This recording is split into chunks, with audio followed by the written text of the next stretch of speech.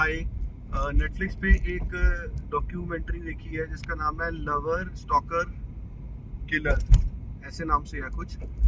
तो इसके अंदर ने बताया है कि एक आदमी है जो कि सेपरेटेड विद हिज वाइफ है and he moves to a city and there in he creates some online accounts to meet people. तो there he meets a woman. तो उसके साथ ही फॉल्स इन लव।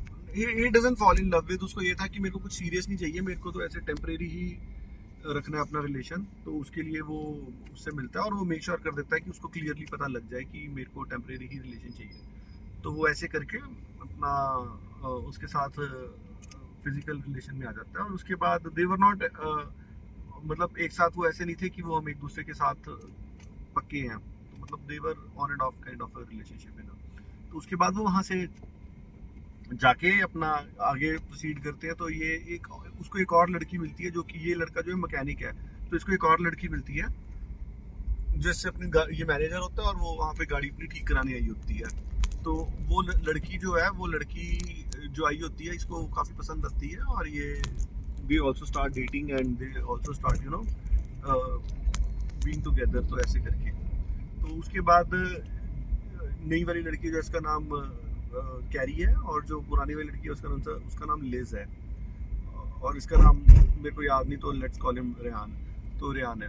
तो अब जो कैरी जो है ना वो नई वाली लड़की है, लिज पुरानी है। तो वो जैसे ही घर आते हैं, अपने घर लेके जाता है उसको, तो वहां पे लिज आ जाती है और कहती है मेरा कोट रह गया है। तो अपना कोट लेके चली जाती है। लिज देख लेती है कि कैरी आई हुई है। तो कैरी जब चली जाती है तो पीछे से फोन करता है कि मेरे घर पे तो हम नहीं मिल पाए, तो तेरे घर आ जाऊं। तो वो कहती है हाँ तू मेरे घर आ जा। तो वहां से फिर ये दो हफ्ते तक ये ऐसे एक साथ रह रहे होते हैं और काफी ज्यादा एक दूसरे का कंफर्टेबल अच्छा फील कर रहे होते हैं। पर सडनली ना फिर इसको वो कहने लग जाती है कि let's move in together. Carry कहने लग जाती है। तो ये रेहान जो है मना कर देता है कि मैं नहीं रहना चाहता अभी। तो जो कैरी है वो उसको गालियां देनी शुरू कर देती है और कहती है कि लिज को भी गालियां देनी शुरू कर देती है, इसके बच्चों को भी, इसकी वाइफ को भी बहुत ज्यादा स्टॉक करने लग जाती है कि I will slit the throats of your kids और ऐसी सब बातें करने लग जाती है। मतलब बहुत ज्यादा डर के माहौल में जीने लग जाती है ये रेहान। और इसकी जो वाइफ है एंड्री वो भी, और जो लिज है वो भी। तो कैरी जो है ये बड़ी एकदम पागल ही हो जाती है। तो पर कैरी से कोई बात नहीं कर पा रहा होता, ये मैसेजेस कर रही होती है।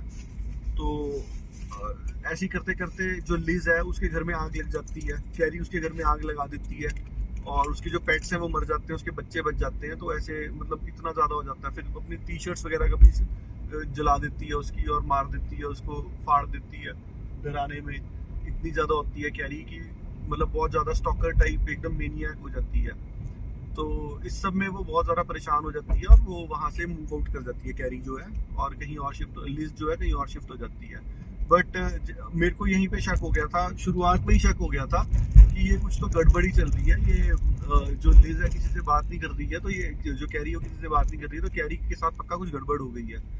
तो हमें फिर इवेंचुअली पता लगता है जो लिज है वो ही कैरी के फोन से और ये सब कर रही होती है और उसकी अल्टीमेटली पता लगा लेते हैं कि उसने उसको मारा है और कोर्ट में प्रूव कर देते हैं कि उसने उसको मारा था, जान से मार दिया था। और जो प्लांट किए होते हैं उन्होंने वो अपने क्या कहते हैं, बहुत सारे जो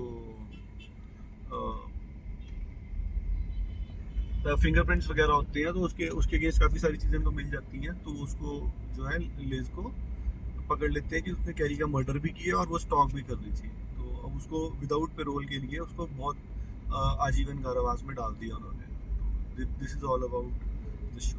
डॉक्यूमेंट्री बहुत इंटरेस्टिंग बनाई है, अच्छी है।